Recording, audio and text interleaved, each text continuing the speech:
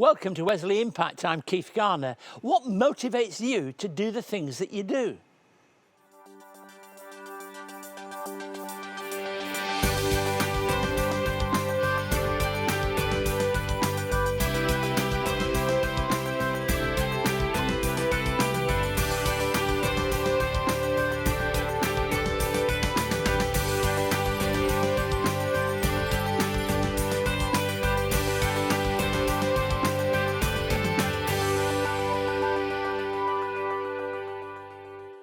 I'm glad you're with us today. I'm looking forward to sharing today's programme and also future episodes of Wesley Impact TV with you from my home, as we reflect on some of the conversations that we've shared over the last 15 years. As you may know, this is my final year at Wesley Mission, and it's been a privilege for me and for my wife to be part of this wonderful work. One of my privileges as Superintendent of Wesley Mission has been hosting this programme and sharing this time with you. Over the next few weeks, we'll relive some of those interviews dating back to when I first started in 2005 and stepping through 2007, 2009, 2012 and more recently in the last few years. In 2011, we invited Ian Watson to share a little about his work with men across Australia called Shed Happens. I'm looking forward to sharing that in conversation with you a little later. We'll be joined by Jhoanna Aguila and the Wesley Impact Band in the studio as we listen to them singing What a Beautiful Name.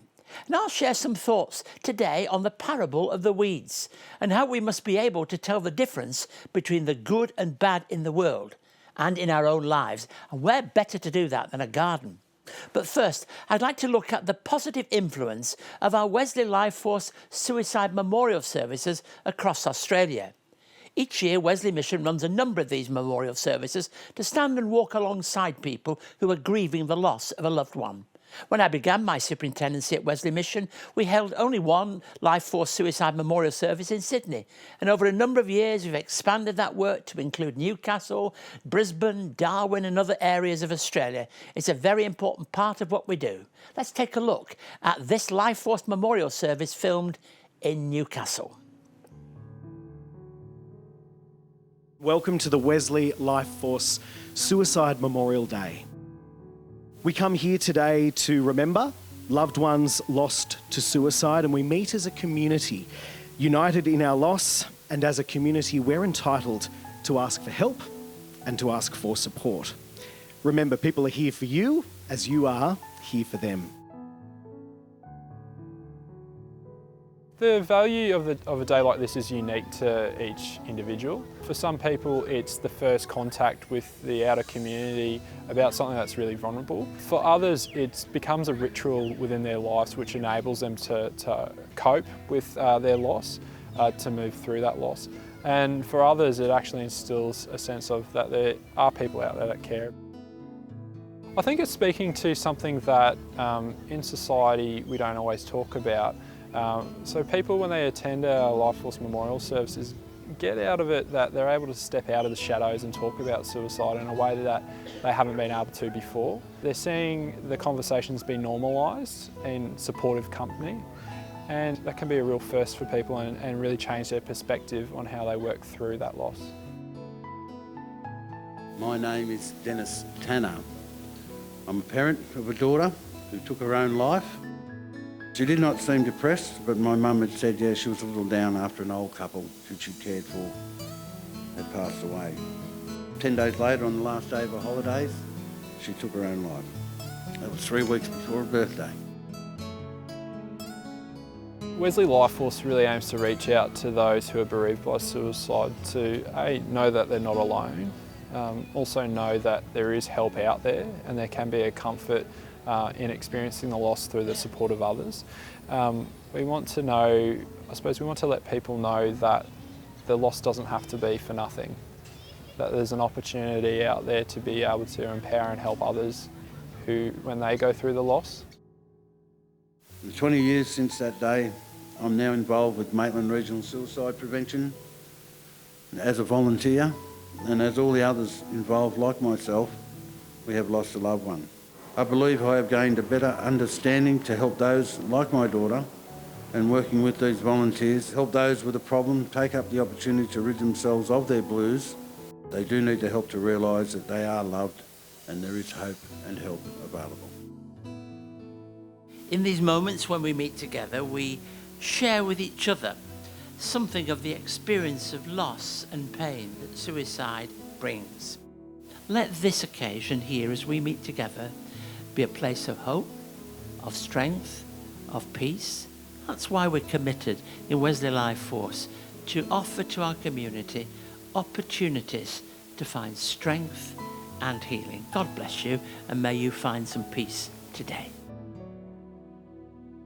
If you would like to learn more about Wesley Mission, visit wesleymission.org.au. You can find help in our community services, connect with our church and congregations, discover a volunteer role that suits you, stay up to date on the latest news and information, donate to support our work, and help make a positive difference in your community. You can also connect with us on social media and subscribe to receive the latest news and information about Wesley Mission directly into your inbox. Visit wesleymission.org.au.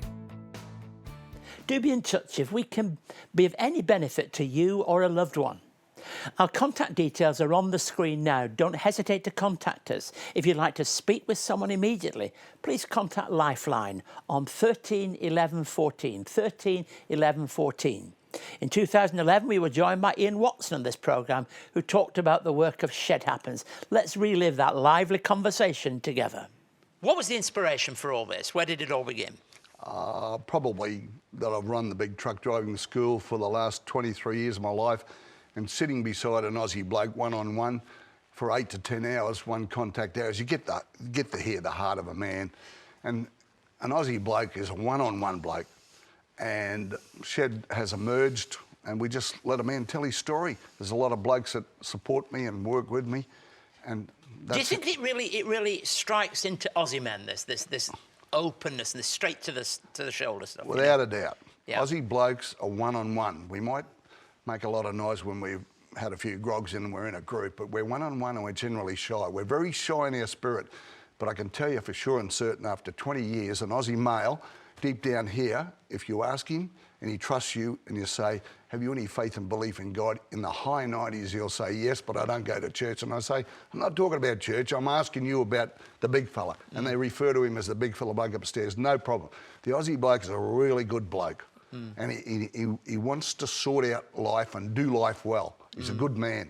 So there's no fanfare about this. The only two objectives that you talk about, and they all know you as Watto, don't they, really? Yeah, the only two objectives, really, are people to have a good feed, presumably, you know, yeah, and also to have a deep and good chat. Well, you don't talk to an Aussie bloke and say you can't have a sausage or you can't do this and you can't do that. Give him a good burger. We even put a bit of bacon, we put a bit of an egg on our burgers to make them really better. And then an Aussie bloke, if he thinks there's any insincerities in it, he'll walk away. But if he knows that it's for real and he's not going to be judged or criticised, he'll go deep into his heart. I think Aussie men can go deeper into their hearts than the Aussie women. That's a big one, mate. Look, one of the things you've said is really that you ask that direct question, what's your battle, what's your issue? And there's hardly a man who hasn't got some issue. Oh, well, we've all got battles. No one misses out. It's just they've got different tags on it. But there's two things in talking to an Aussie male. Just usually ask him this question. You can say, what's your special interest? That's the best question. And let him talk about something other than work and then listen to him. And then when you get some trust there, you just say, what's your battle? And shut up and listen to him. And he'll talk. If an Aussie male thinks that he can help another bloke, he'll get out the front in front of 100, 200 blokes and he'll bear from the deepest part of his soul to help and encourage another man out of trouble. Ian, listening is important to you, and we obviously don't want to relate to anybody, but if that answer to the question, what is your battle, what would be one of the highest things that people would say?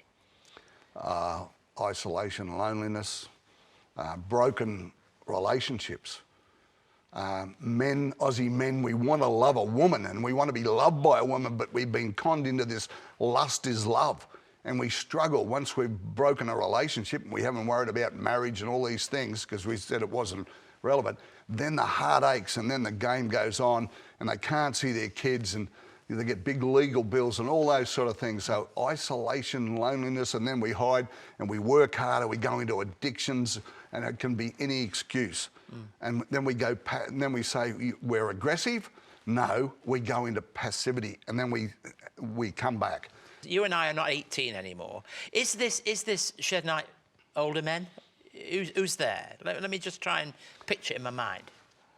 All ages. My grandson's 13. Every opportunity he comes to the shed night with his father. Boys will sit and listen to men's stories, and they don't need any directional. They'll sit there with their dads and they listen to it and they love it. There's 2 young groups that go up in Brisbane there. They're under 25. They call it Man Night. They do it once a month, and they're brutal with their honesty and openness. And just recently, Year 12 students at Grace Lutheran College up there, because those boys come to shed night and they're exposed to the stories of men, they've actually they've done 2 shed lunches where they do a sausage and a Coke, a can, a drink. They give them 10 minutes to get there, 10-minute interview with a past student, and 10-minute interview with a student, and 10 minutes to get back. And I think that's the real secret. Our young men want reality, and we're sick and tired of sitting back and being told how to do life, whereas we can actually learn life, men, from each other. So it's pretty good when the young blokes are there. There is a touch, a contact point with what I'm going to talk about in a few minutes. I'm going to talk about confession. That's a very religious word. But in a way, some of that happens, doesn't it? Oh, Keith, if I'm talking to an Aussie bloke in my truck or whatever, I'd say, look, spill your guts. Get this junk out of your system. Get it all sorted out so you can become the fair dinkum real deal bloke you've been created to be. That's James 5:16. Confess your sins one to another so you may be healed. That's a promise. That's an absolute. Blokes can do that. Blokes, when he knows he's had a battle, he'll get it out and he'll put it out there, and he wants to get on with life. No problem with confession. And there's a thing about a group of blokes sitting there listening to a bloke publicly confess, and you've got to get a lot of that. Get those sex sins and get them out there. And every part of that confession that we're part of in some part of our life, man, we're healed. There's a corporate healing. It's a bit sad in this day and age. We've got all these secrecy and all this sort of stuff and this private confession. Man, there's an absolute principle of confession and healing. And Aussie men want to take it up, no strings attached. Now, look, I know that you have some kind of visions for the future, don't you, for our country and in terms of this. But, Keith, the big dream for me is... Yeah, tell us about that vision. The big dream is every stadium in Australia, I mean every big stadium, 300,000 men. Guest speaker? No. What we do at Shed Night, every bloke's got a story, every bloke's a champion. There's a part of every man that we want to hear. One night we could have 300,000 men throughout Australia, simulcast. We could change the face of the world in manhood. We can change men. We can do the stuff. We want to love women. We want to respect women. We want to do stuff. We can be better fathers. We can have less suicides, less blokes going into these rehabs and things like that, because our identity is who we are, not the junk and stuff that the society puts on us. And that's my dream. Do you think that younger men have greater challenges today? Yeah, too right they do, because I think we've over-feminised our educational system. There's too much of our present-day society where a very minority part of our beautiful womanhood want to do all the directional part of life. Direction and nurture are for men too. Too many of the elder blokes thought it was all we had to make the rules directional. But when women want to do all the directional, Aussie men just shut the gate and go passive and walk away. But when you get the good balance of direction and nurture, then a bloke can put his son on his knee and say, "You're my boy and I'm well pleased, I love you." And he could also step up to the plate. Come on, it's time to be real. We have to take leadership in our rightful way to love and respect women in our country, and leaders to lead. Do you think that there is mentoring going on whenever you have your shed night? So not formal, not official, but it's going on. Aussie blokes, we don't want formality, we want reality. And there's every Aussie male from little to old, we all need the affirmation of another man. And you do that by looking at seeing someone who you look to and aspire to. And you're either leading or following in manhood. At any given time, Keith, someone's looking at you and they're inspiring to be like you. We've got a big responsibility. Men be men. Girls, let we men be men. I hope you enjoy that conversation with Ian Watto-Watson. His work Shed Happens is exciting and continues around Australia today. Over the coming weeks, I'll share more interviews with you. This time next week, I'll be speaking with Deborah Byrne. Deborah was an original member of Young Talent Time in the 1970s and went on to develop a long and successful career in the entertainment business. I'm looking forward to sharing that conversation with you. But let's now listen to Jhoanna Aguila in the studio to sing What a Beautiful Name. You were the Word at the beginning, one with God the Lord Most High. Your hidden glory in creation, now revealed in you, our Christ. What a beautiful name it is. What a beautiful name it is. The name of Jesus Christ, my King. What a beautiful name it is. Nothing compares to this. What a beautiful name it is. The name of Jesus.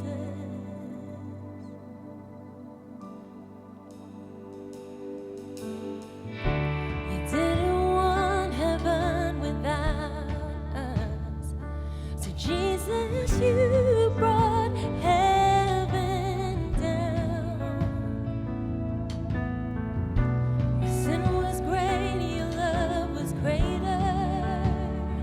So what could separate us now? What a wonderful name it is. What a wonderful name it is.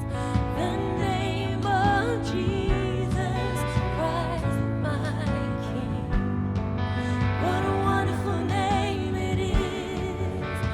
Nothing compares to this. What a wonderful name it is. The name of Jesus. What a wonderful name it is. The name of Jesus.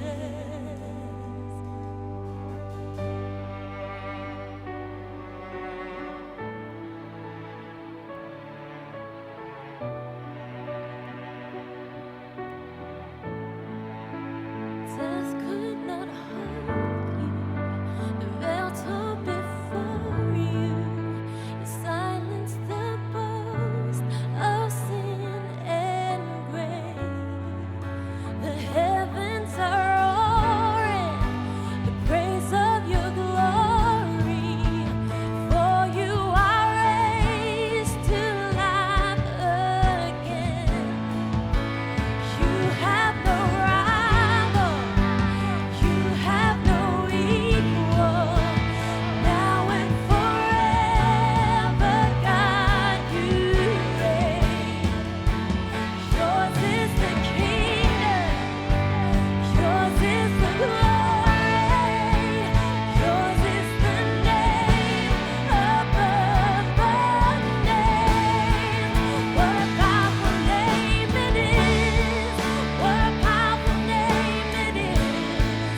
The name of Jesus Christ, my King. What a powerful name it is. Nothing can stand against. What a powerful name it is. The name of Jesus. What a powerful name it is. The name of Jesus. What a powerful name it is.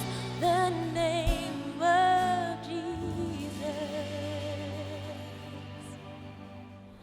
Caring for a child with disability is more than a full-time job. It's 24 hours a day, 7 days a week, non-stop caring. Sadly, without a break, this constant strain will take its toll. Help us give carers a break before they break down. Donate to Wesley Mission Disability Services before it's too late. Following on from last week's parable of the sower, or the soils, I want to read a parable entitled A Parable of the Weeds. Matthew 13, 24 through 30. Jesus told them another parable. The kingdom of heaven is like a man who sowed good seed in his field. But while everyone was sleeping, his enemy came and sowed weeds among the wheat and went away. When the wheat sprouted and formed heads, then the weeds also appeared. The owner's servants came to him and said, "Sir, didn't you sow good seed in your field? Where did the weeds come from?" "An enemy did this," he replied. The servants asked him, "Do you want us to go and pull them up?" "No," he answered, "because while you are pulling up the weeds, you may uproot the wheat among them. Let them both grow together until the harvest. At that time I will tell the harvesters, first collect the weeds, and then in bundles to be burned. Then gather the wheat and bring it into my barn." You know, once again, here is a common everyday experience in the farming life of ancient Israel and Palestine. There was a prolific weed at the time called the bearded darnel. Now, it's important to know about this particular weed because when it's growing, it's impossible to distinguish it from wheat. You get it? Something very, very similar. The roots become entwined, and the darnel cannot be uprooted without ruining the wheat. That's the whole point of this particular parable. So you have to be aware that that's the problem. So at harvest time, they have to be able to distinguish between the two. Now, the idea of enemies, opposition farmers, was very real. Roman laws even addressed it because people did this kind of thing. We have all kinds of tricks that people get up to in business and commerce and life today. But in the farming world, they try to mess up each other's harvest in this kind of way. Later in the chapter, in verses 36 through 43, we have an explanation of the parable. It points to the fact that the kingdom, which will one day extend throughout the whole world, is a context where good and bad live alongside each other. There is a time to change our minds. There is a time to alter our minds. We must be alert to the challenge of the weeds. It has a powerful message for us, and we must encourage growth, but with an eye to the fact that weeds will need to be attended to in our lives. You can't just say to yourself, "I'm going to leave everything." When the harvest comes, if we're not really attending to things at that point, then the very good things that we might call the seed and the wheat gets ruined. So it is in our lives. Very often, it's hard to distinguish between good and bad. It's hard to distinguish between the things that affect our lives and come into our life situation. But we have to be aware of it and the dangers that truly come if we don't deal with it at the very end at the harvest time. I wonder if you think about that, if there are things that you've seen that you didn't attend to, and you say, "Gosh, I wish I had. I wish at the harvest time I'd got myself together." Bearded darnel. It's got a great message for us today. It speaks into our situation. So when it talks about the parable of the weeds, I think it's a little different than when I first read this years ago. When I start to understand, it has an application to the very real situations of life in the world today. And so it is that many people just think they can get rid of the things they think are bad and deal with it at the first situation. No, there's a right time to deal with it. Because if you deal with it at the wrong time, you might even ruin the things that will be a wonderful harvest, if only let be. So when that time comes, we've got to really attend to what is there. So Jesus, after telling a parable about soil and about seeds, now warns us of other things that are a danger in our lives, a danger that we must be careful to attend to if we're going to really see the fruit of God's Spirit in our lives. Are you prepared to do that? Are you prepared to try to look at things as they are and distinguish between what's good and what's bad? You may not have the time to do it unless you do it at the right time. There may not be time later. So in a garden, we have a lesson this time, not just of good things that grow and produce a mighty harvest, but of those things that can spoil the harvest in our lives. If you would like to contact Keith and find out more about today's program, write to us at Wesley Mission, Post Office Box A5555, Sydney South 1235, or you can send us an email to impacttv@wesleymission.org.au. On our website, you can catch up on past episodes of Wesley Impact, find out more about our work, read online magazines and articles, and connect with us on social media. You can also connect through Keith's blog and stay up to date on all the latest news and information from Wesley Mission, wesleymission.org.au. Thank you for being part of the programme here on Wesley Impact today. It's always great to spend time with you. Now, don't forget, if you've got any comment or any questions about the Christian faith or anything you'd like to explore further, don't hesitate to contact us. I've put the contact details on the screen now. Thank you once again that you're on this first programme of an exciting series of 7 when we're meeting some of the interviews and people that have been part of this Wesley Impact story on my 15 years hosting this programme. It's always exciting to be here, but it's going to be really special over these next 7 weeks, and I want to invite you to share and join with us. Have a great week and may God bless you.